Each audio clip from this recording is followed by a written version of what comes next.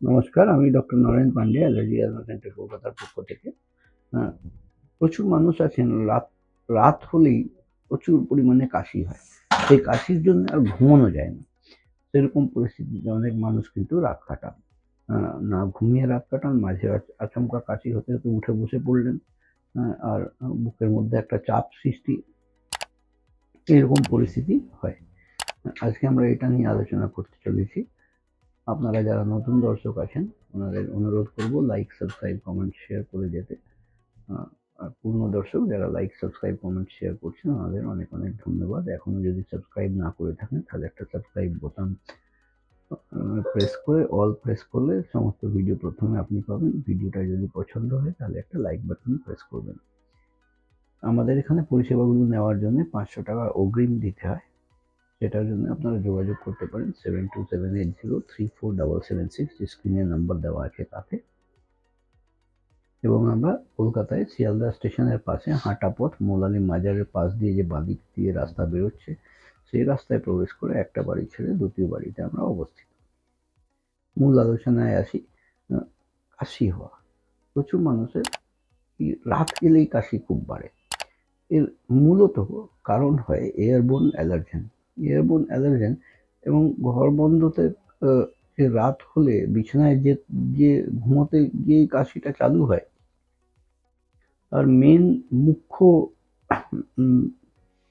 Component হচ্ছে বা মুখ্য অফেন্ডার হচ্ছে বা মুখ্য আন্ডারলাইং ফ্যাক্টর হচ্ছে হাউস ডাস্ট মাইট।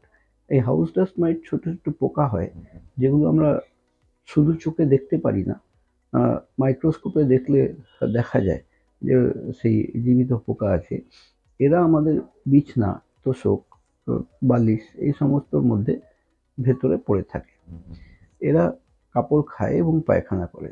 এই যে পায়খানাটা এরা করে কাপড়ের মধ্যে থেকে, সেই পায়খানাকে বলা হয় house dust mite. House dust এমন যেটা মাইট জনিত, মাইটের ফিকাল মেটেরিয়ালের house dust mite, house dust. এই জিনিসগুলো আমরা বিছানায় যখনই যাই তখনই এটা ভোলাটাইল হয়ে যায় আর আমাদের নিঃশ্বাসের সাথে শরীরে প্রবেশ করে। আর প্রবেশ করে আমরা যারা হাইপার রিঅ্যাক্টিভ আছি, তাদের ওখানে একটা ইরিটেশন সৃষ্টি চালু করে দেয় রেসপিরেটরি ট্র্যাক্টের মধ্যে, যেটার জন্য প্রচুর পরিমাণে কাশি হয়। এর উপায় কি? জেনারেলি সাম ইনহেলার, সাম অ্যান্টি অ্যালার্জিক, সাম নেজাল স্প্রে, এই সমস্ত দিলে সাময়িক আরাম থাকে। পার্মানেন্ট সলিউশনের জন্য আমাদের পরীক্ষা করে চিহ্নিত করতে হয় যে কোন কোন জিনিস থেকে কত পরিমাণে অ্যালার্জি হচ্ছে আর কোন কোন জিনিস কত হাইপার সেন্সিটিভ আছে। সেটা আমরা ওই মডিফাইড স্কিন প্রিক টেস্ট পরীক্ষা করে চিহ্নিত করতে পারবো। সেই চিহ্নিত করার পরেই কিন্তু স্পেসিফিক ইমিউনোথেরাপি ভ্যাকসিন দিয়ে বডির মধ্যে ইমিউনিটি ডেভেলপ করে দিলে এটা থেকে আমরা সুরাহা পেতে পারি। এই মডিফাইড স্কিন প্রিক টেস্ট পরীক্ষা চার্জেস হচ্ছে 2500 টাকা, যেটায় 144 রকমের ডিফারেন্ট অ্যালার্জেনের পরীক্ষা করা হয়। এবং এই যে স্পেসিফিক ইমিউনোথেরাপি ভ্যাকসিন বললাম, এই স্পেসিফিক ইমিউনোথেরাপি ভ্যাকসিন শুনলে ভয় পাবেন না, এটা ইনজেক্টেবল নয়। আমরা সাবলিঙ্গুয়াল ওরাল রুটে ড্রপ ফর্মে তৈরি করে থাকি। 1 বছরের কোর্সের এটা 8000 টাকা চার্জেস হয়।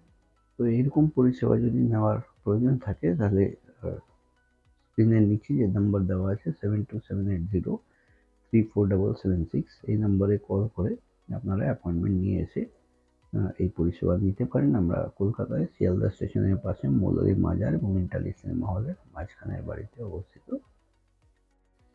আজকের মতন এখানেই শেষ করুন। আপনারা সুস্থ থাকবেন, ভালো থাকবেন। আমি doctor Naren Pande, Kolkata allergy centre, Kolkata.